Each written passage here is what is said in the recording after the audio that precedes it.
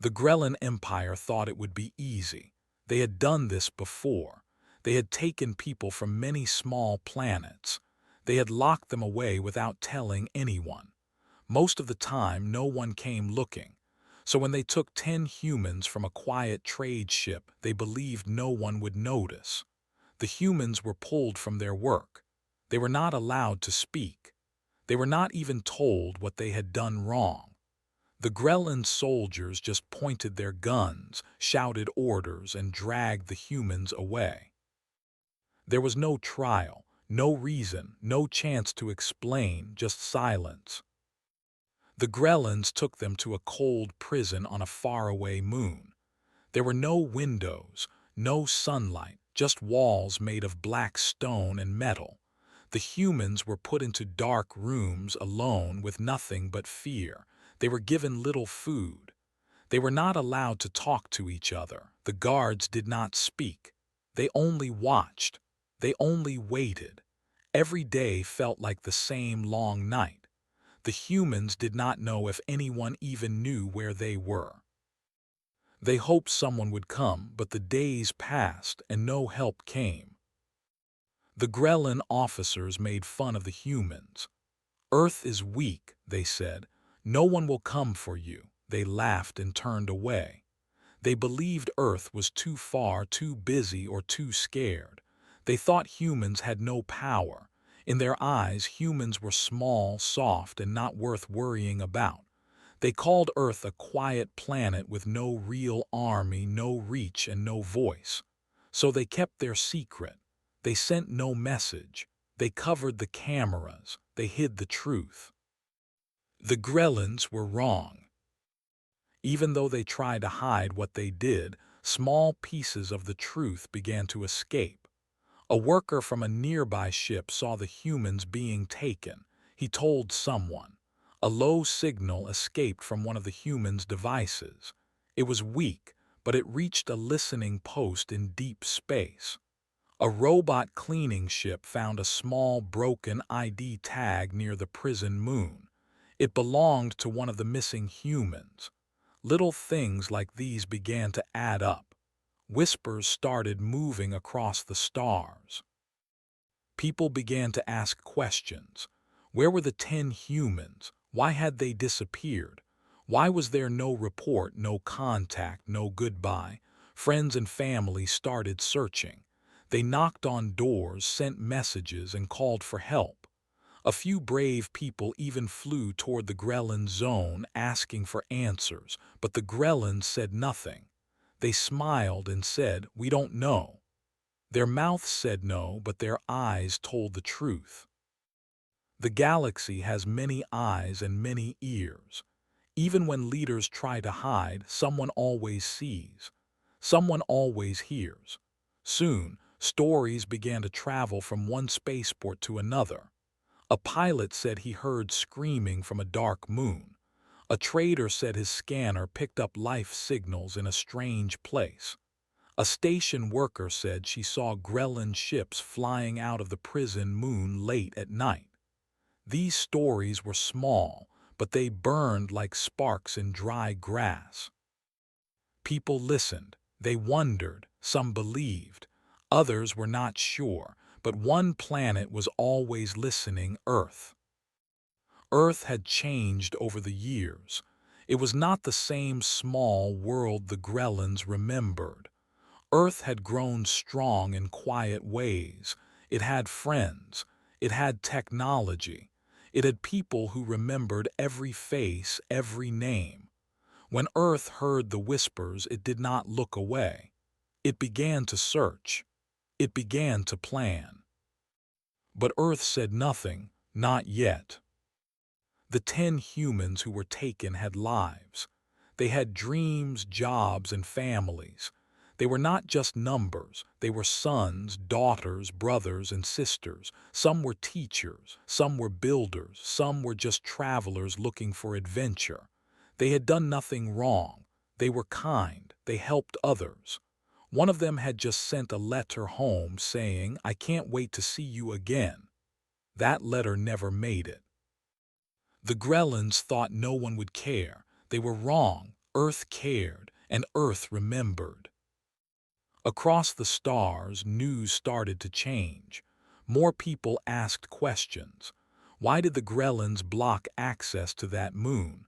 Why did they send patrol ships near a place with no reason to protect? Why were all the satellites gone in that area?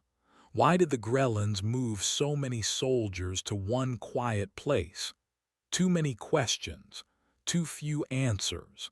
The silence became louder than any scream. A reporter tried to go there. Her ship was stopped. Her cameras were turned off. She was sent away, but she spoke. She told the galaxy, something is wrong, something is hidden. Others joined her. They posted maps, files, rumors.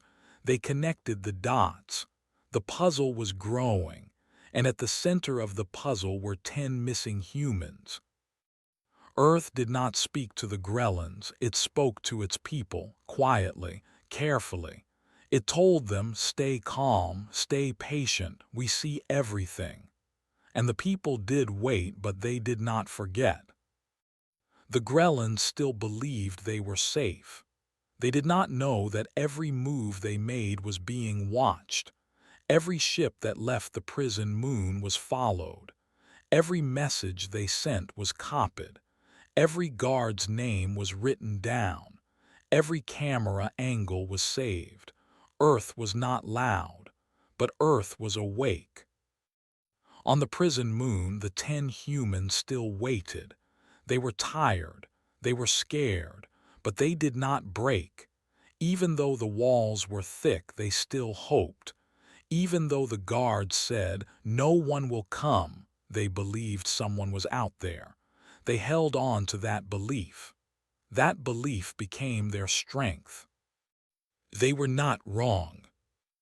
Behind the scenes, deep in quiet rooms, plans were forming, not just on Earth but on other planets too.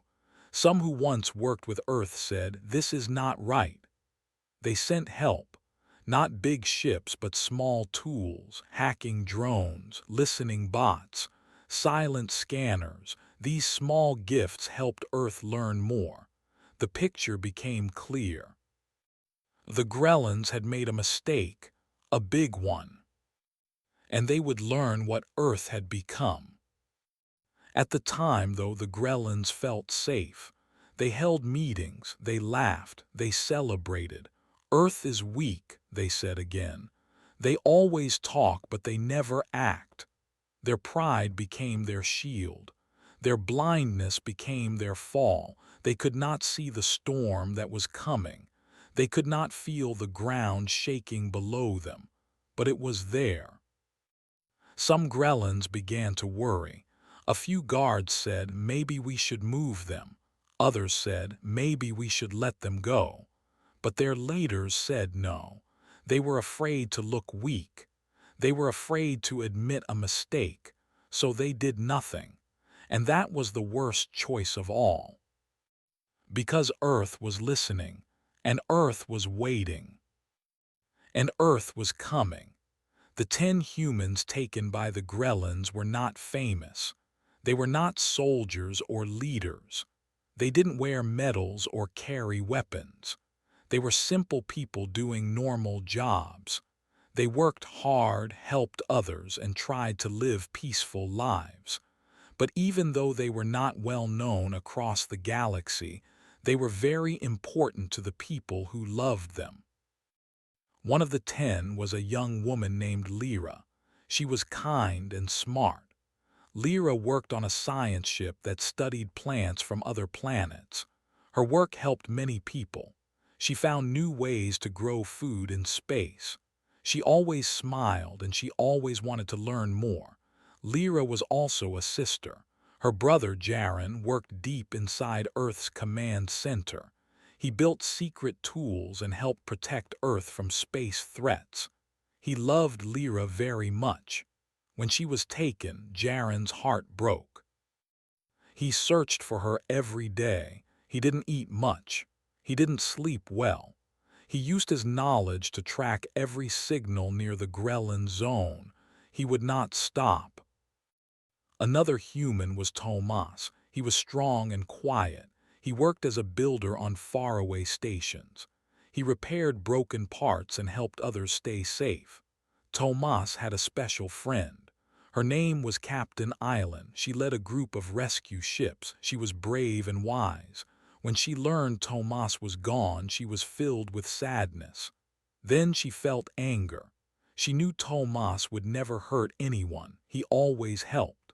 So she called her team and said, "Something bad has happened. We must find him." They started watching every Grellan ship. They waited, they listened, and they planned. There was also me. She was young, only 20 years old. She loved to draw pictures of stars. She dreamed of becoming an artist who flew from world to world. She was quiet, but her drawings were full of life. Me's father was a high officer in Earth Space Network. His name was General Vale. He had served Earth for 30 years. When he heard his daughter was missing, he didn't show emotion. But deep inside, he felt a fire. He told his closest team, "They have taken my light. Now we must shine a light on them." Another human named Ren was a helper on a ship that brought medicine to small planets. He never asked for thanks. He gave people what they needed and moved on. Ren had a friend named Kira. She was a tech expert who worked on Earth's defense systems. Kira and Ren had grown up together. When Ren vanished, Kira stopped everything else. She shut her lab, turned off her screens, and whispered, "I will find you." Then she got to work. Each of the 10 had someone like this, someone who cared deeply, someone powerful, someone who would not forget. These were not just friends or family. These were engineers, pilots, hackers, and leaders. They had access to maps, satellites, tools, and ships, and they had a reason to use them now. There was an old man named Barik among the 10. He used to teach young pilots how to fly. He was kind and fair. His students loved him. One of those students was now a commander of a fleet ship. When he heard that Barik had disappeared, he looked at his crew and said, "He taught me how to fly. Now I will fly to find him." And so he began collecting data, searching reports, and gathering others who cared. Another human was named Sala. She loved animals from alien planets. She ran a small rescue center for lost creatures. She had once helped a young alien boy find his lost pet. That boy was now the son of a rich trade leader. When he learned what had happened to Sala, he told his father, "She helped me when no one else did. Now we must help her." His father nodded and said, "Yes, we will." Even more surprising was the case of Juno. She had once saved a group of stranded miners by fixing their broken ship. One of those miners had become rich by discovering a rare metal. When he heard Juno had been taken, he sent out his own spy drones. He didn't want anyone to know, but in secret he whispered, "She gave me my life. I will do the same for her." Another of the 10 was a cook named Des. He had fed hundreds of workers on trade ships. He made food that reminded them of home. One worker once said, "Des's soup saved my spirit." That worker now had a seat on the Trade Council. When she heard Des was gone, she used her power to ask questions, to push for answers, and to send quiet messages to people who could help. Then there was Mika, a girl only 16. She had won a space poetry contest and was on her way to read her poems on a colony station. Mika had a big heart and a soft voice. Her teacher, Ms. Haven, had once been a top writer on Earth. She had left the spotlight to teach kids. But when Mika was taken, Ms. Haven returned. She contacted every media channel, every writer, and every speaker. She said, "A voice was stolen. We must bring it back." And finally, there was Soren. He was a quiet cleaner on a mining ship. No one noticed him much. But one day he saved a child from falling equipment. That child's mother was a lawmaker. When she heard about Soren's capture, she cried. Then she got angry. She used her power to unlock reports, listen to secret talks, and raise alarms. So you see, these 10 humans were not random. They were kind. They were brave. They helped others when they didn't have to. They made the galaxy better in small ways, and the people they helped did not forget. Those people now stood up. They did not shout. They did not scream. They began to move quietly but with purpose. They sent messages to Earth's leaders. They asked, "What will you do?" And Earth replied, "We are already working." These people joined Earth's efforts. They gave money, data, and skills. They said, "We are with you." And now Earth was not alone. Across the stars, small lights began to glow. These lights were people who cared, people who remembered, people who owed something to the 10. They made a network, a web of hope and power. Each string in the web was a connection, a reason, a promise. And that web started to pull. It pulled on the truth. It pulled on the silence. And slowly the silence began to tear. The Grellans had no idea what they had done. They had not just taken 10 strangers. They had touched the hearts of many.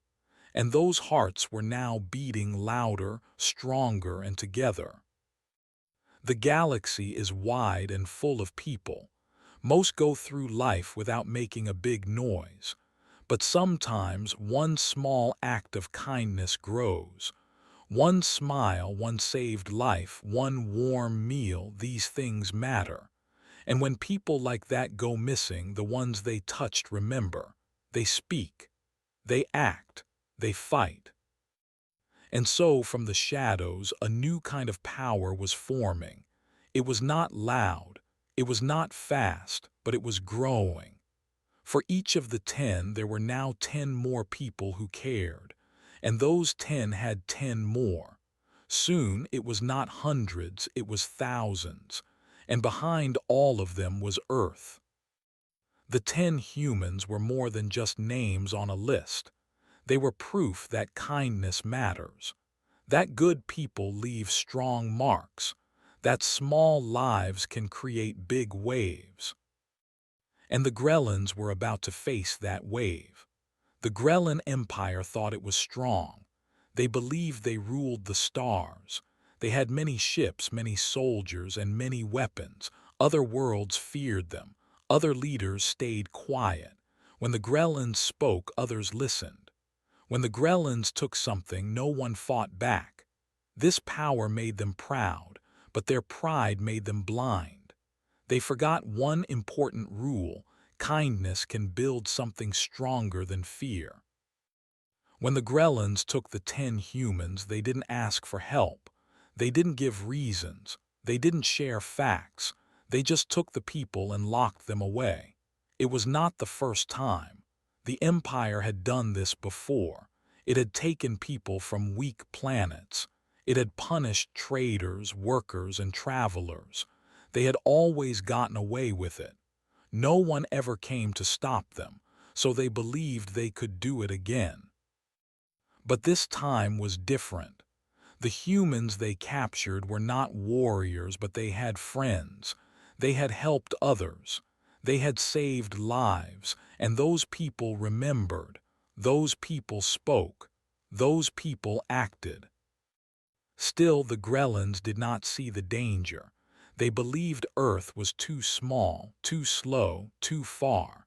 The Grellan leaders sat in tall towers and said, "Earth will do nothing." They believed Earth was soft. They believed humans were weak. They laughed at the worry in their own ranks. Some lower officers said, "We should release the humans." But the higher rulers said no. The Empire cared about control.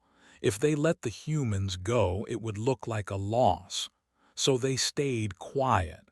They told their people not to speak. They deleted records. They shut off cameras. They made sure no one could see the truth. To them, hiding the crime was easier than fixing it. This was their mistake. Because Earth was not shouting, Earth was watching, listening, gathering. And Earth was not alone. The Grellins kept the humans locked up. Every day the prisoners grew weaker, but they did not give up. They held on to hope. Some whispered to themselves. Some made marks on the wall to count the days. Some prayed. They didn't know it, but across the stars others were fighting for them. Reports started to leak. Small details, secret files. A guard sent a message to a friend saying, "We have 10 humans, I don't know why." That message spread. A camera drone found broken ground near the prison. It showed signs of digging, maybe tunnels, maybe something hidden. More and more people asked, "Where are the humans?" But the Grellin leaders said nothing. Instead, they moved more soldiers to the prison.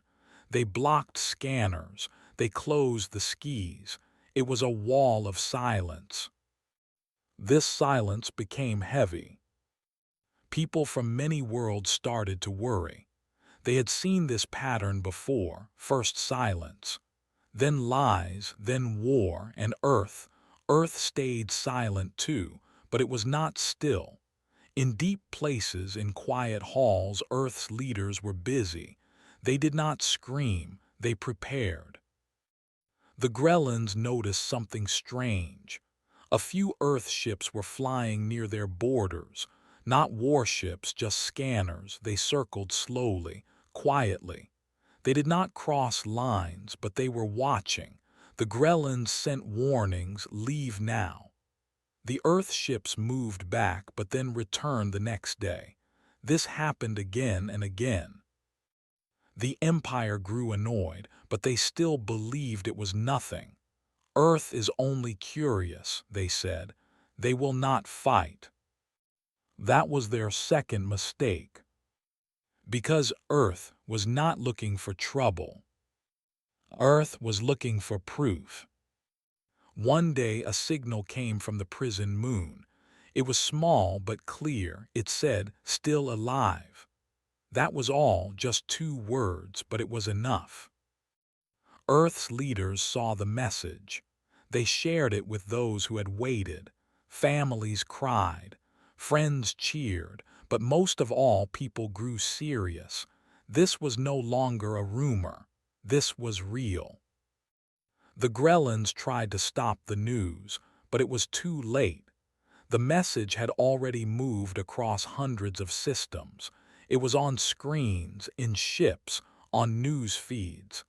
The question changed from "Where are the humans?" to "Why is the Empire hiding them?" Now the Grellins felt the pressure. They sent out a message of their own. They said, "No humans are being held." But no one believed them. The silence had lasted too long.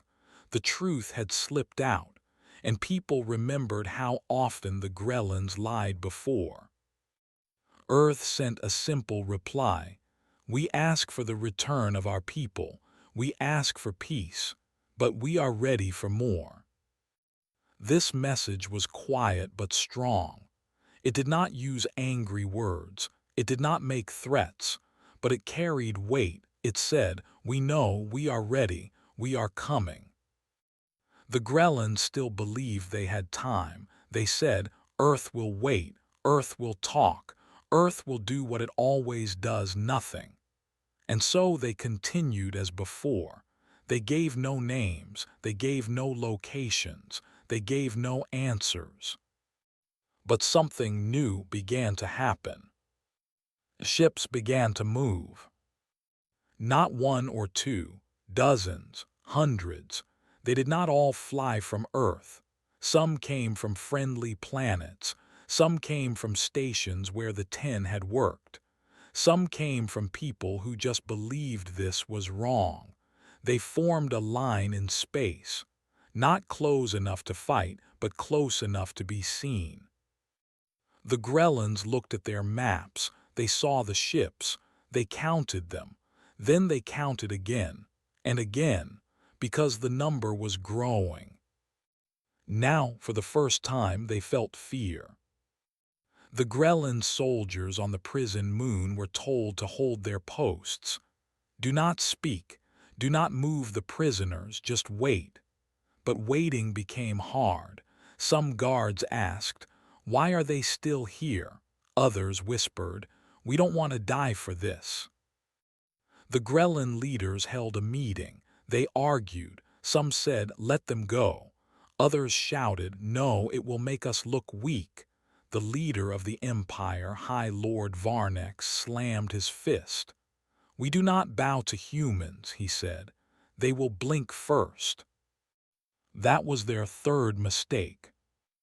Because Earth did not blink. In the weeks that followed, Earth released a full report. It showed the names of the 10, their faces, their stories. It showed how each had helped others. It showed the last place they were seen. And it showed the proof that they were now on the prison moon. Other planets saw this and nodded. They knew it was real. Earth said again, "Bring them back." The Grellans now had a choice, but pride kept them frozen. They thought if they gave in, others would rise against them. But the truth was many already had. Across the stars, even some Grellan citizens began to speak out. "We do not want war," they said. "We want truth." But their voices were quiet. The Empire had no room for doubt. Still, fear began to grow. More ships came, more voices joined Earth. Messages filled the sky. This is not justice. This is not peace. This is not right. The Empire had created a fire, and now it was burning. They tried to talk to other leaders. They tried to form new deals, but no one listened. The people who loved the 10 humans were already too many, too loud, too ready. One final signal came from Earth. It said, "This is the last ask. Return our people, or we will come take them." This was not a threat. It was a promise. Now the Empire sent more guards to the prison moon. They locked every door tighter. They added walls. They sent more drones, but none of it could stop what was coming. Because Earth had prepared something else. A fleet. A fleet full of ships, silent, fast, strong. Ships built not just for battle but for rescue. Ships that carried doctors, builders, and protectors. Ships ready to save, not just to fight. And behind those ships came the people. People who remembered the kindness of the 10. People who had been saved, helped, fed, or loved. People from every corner of space. The Grellans saw this. They called it madness. But it was not madness. It was justice. And now, the Empire had only one question left to answer. Would they make the right choice? Or would they learn what happens when you harm the wrong humans? The sky above the prison moon had always been quiet. Dark clouds floated over sharp rocks and dry ground. Nothing beautiful grew there. No birds flew and no music played. It was a place made for fear. The Grellans built the prison to be cold and silent.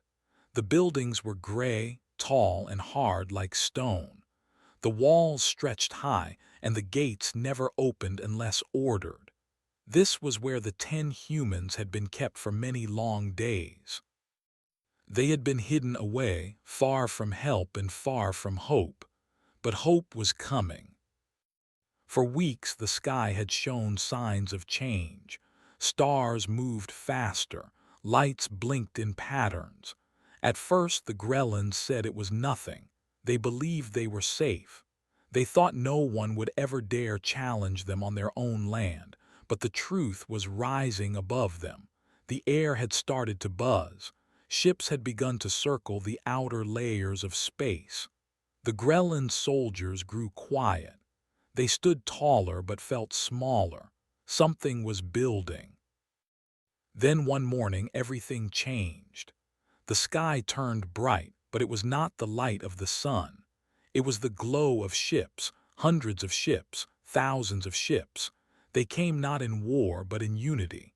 Big ones, small ones, round ones, long ones. They came from Earth and from other planets that believed in what was right.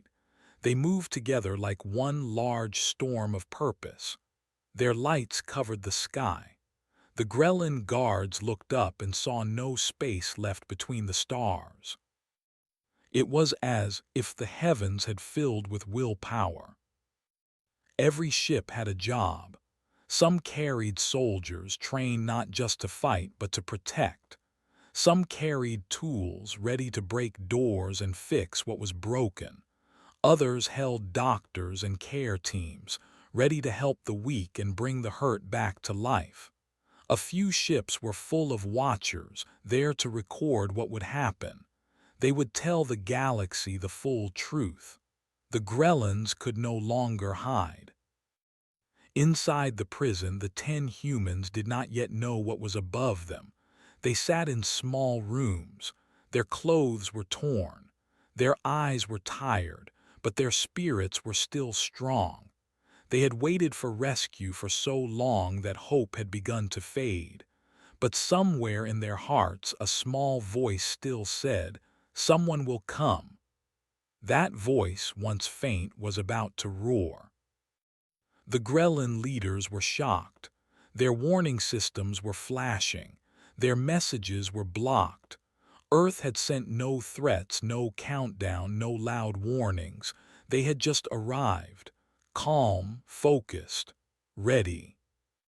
Then slowly one human ship moved forward, not to attack, not to fight, just to show they were there. They sent a clear message. It said, "We are here for our people." That was all. No hate, no fear, just truth. The Grellans sent a message back asking for time, but time was over. They had waited too long. They had ignored every chance to do the right thing. Now the galaxy watched. The Grellan guards at the prison began to shake. They were trained for battle, but not for justice. Many of them had never seen this kind of power without fire. They had seen enemies shout and scream, but this was quiet, and the silence was louder than any noise. From the lead ship, Earth sent another message. It was sent to every screen on the prison moon. The message showed the faces of the 10 humans. It showed clips of their lives. It showed how they had helped others. Then it said, "We will not leave without them." The people of the galaxy watched from every corner. Families on Earth held their breath. Old friends, teachers, co-workers, and even strangers prayed. No one wanted war, but no one wanted to see kindness lost either. Then something unexpected happened. One of the Grellan guards unlocked a door. Then another. Then another. The guards looked at each other. Many of them did not speak, but deep inside they knew this could not go on. They had families too. They had been taught to follow orders, but some orders break the soul. Keeping kind people locked away without reason was one of those orders.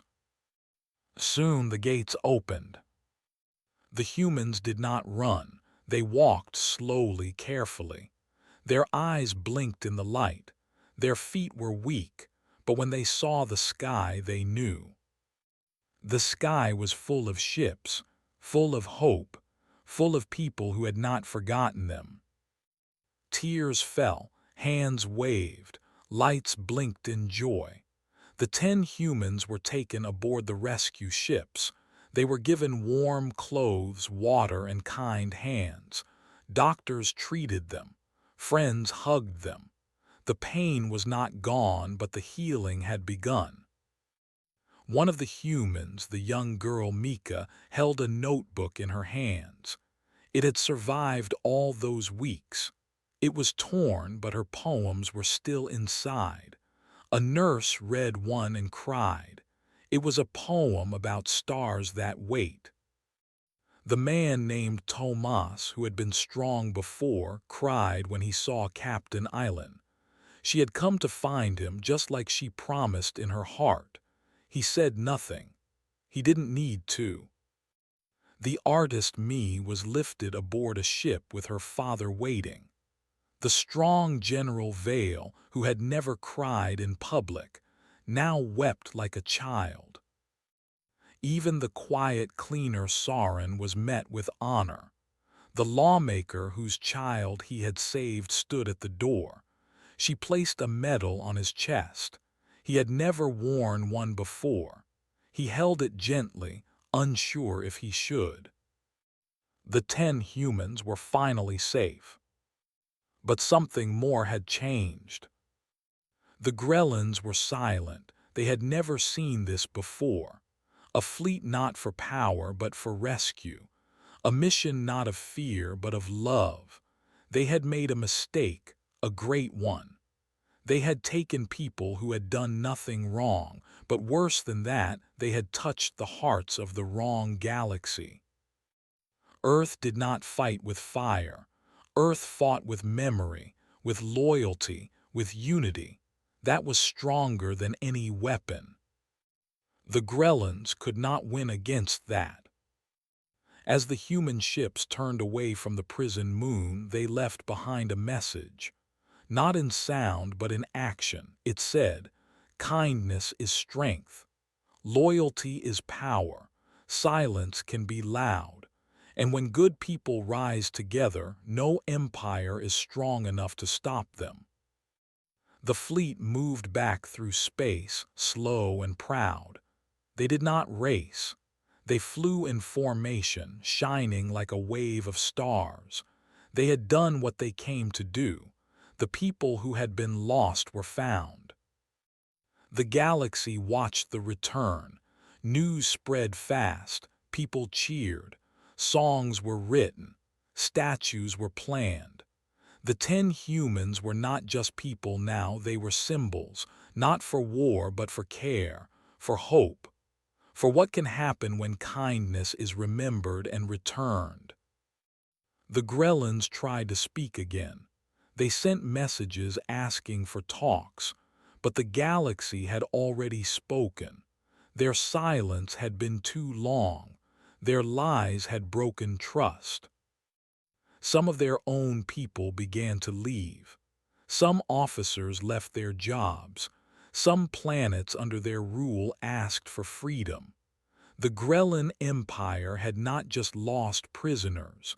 They had lost respect. And respect once lost is hard to find again. Earth did not build its victory with bullets. It built it with bonds. Bonds of love. Bonds of care. Bonds that held people across stars. And so the fleet came home. But Earth did not close its eyes. They built new systems to protect travelers. They created signals that could never be blocked. They trained watchers to see danger before it grew. And they taught every student this story. The story of 10 humans. Of 10 acts of kindness. Of one galaxy that remembered. And one sky that turned human. After the 10 humans were rescued, the galaxy did not forget. Their return was not just a happy moment, It became a turning point. Something inside many people had changed. The rescue showed that kindness was stronger than fear. It showed that helping others was not weakness. It was strength. The 10 humans had once helped people when no one was watching. Years later, those people came back for them. That truth was now clear to everyone. On Earth, people filled the streets to welcome the 10 heroes home. Children held signs. Old people cried. Young students listened closely to their stories. The world had waited for them. Now they were back and their faces were everywhere. Their names were known in places they had never been. Their simple acts of goodness had lit a fire across the stars. But even with the joy, there were many things to fix. The time spent in the Grelin prison had left marks. Some of the 10 were still sick. Others had bad dreams. They had lived in darkness for too long, so Earth gave them rest. They were not asked to speak on stages or give long speeches. They were given warm beds, soft food, and quiet places. Doctors helped them heal. Friends helped them feel safe. Earth knew they needed peace first, not praise. The rescue fleet had come home too. Some of the ships were placed in museums. People walked through them and touched the walls. Children sat in the chairs and imagined flying through space. These ships were not just machines anymore. They were symbols of courage. They had brought 10 humans back from a place that no one thought could be reached. In schools, students wrote stories about the rescue. They drew pictures of the sky filled with ships. They learned about the 10 humans, not just as heroes, but as people. Each one had a life before the prison. They had jobs, dreams, and small moments that made them real. The world now saw that even simple people can change everything. The government of Earth knew that this could never happen again, so they started a big project. They called it the Promise Pact. It was an agreement signed by over 200 planets. The pact said that no person would ever be taken without reason. No one would be locked away in silence.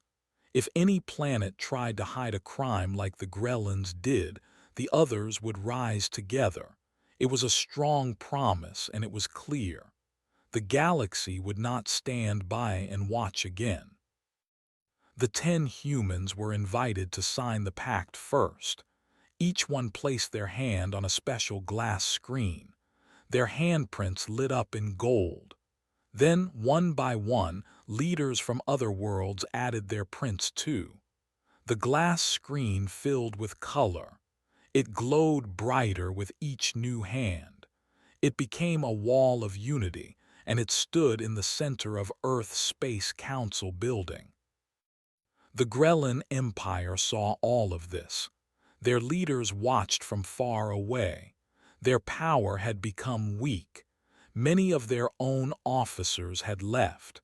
Some had told the truth about what happened. They said the humans were never a danger. They said the humans were kind. This made the Grelin leaders look even worse. The galaxy had turned against the Grellins, but Earth did not seek revenge.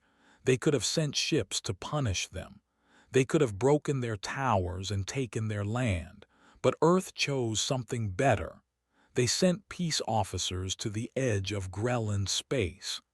These officers helped Grellin people who were suffering. They gave food, medicine, and care. They showed that Earth was not like the Empire. Earth stood for hope. This action surprised many. Some people asked, "Why help those who caused pain?" But the 10 humans answered without words. Their rescue had been made possible by love. Now that same love was reaching out to those who needed it, even if they had once done harm. The Grellin people began to change. Some schools in Grellin space started teaching about the 10 humans. They told the real story. They showed how power built on fear does not last. They taught that the smallest acts of kindness can become the strongest shields. Meanwhile, the 10 humans began to rebuild their lives. Mika, the girl with the notebook of poems, published her first book.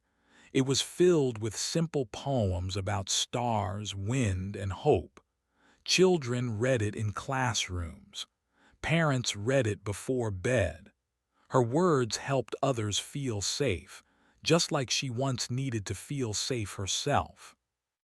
Tomas, the strong builder, returned to help rebuild broken towns on other planets. He taught people how to make homes that last. He showed children how to use tools. He smiled often, but when he looked at the sky, his eyes still held deep thought. He remembered what it was like to wait in silence. Me, the artist, painted giant walls in cities. Her paintings showed the rescue fleet flying through space.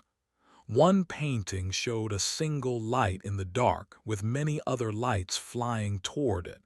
That picture became famous.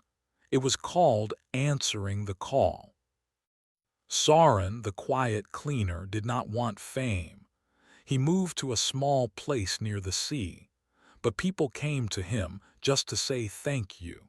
He had cleaned halls and saved lives without needing reward. Now the world gave him respect. He started teaching young people about helping without being asked. The others each found their way too. Some joined peace missions. Some went back to their old jobs. One became a teacher. Another became a space farmer. They did not try to be heroes. They just tried to live.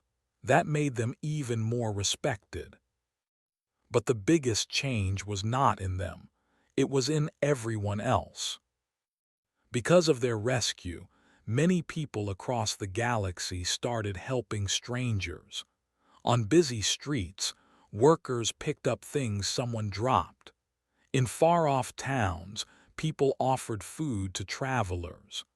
On lonely moons, new stations were built to give help to anyone in need.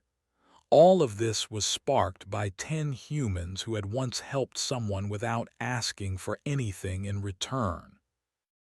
The Promise Pact grew even stronger. New worlds joined every year. Even planets that once stayed quiet began to speak.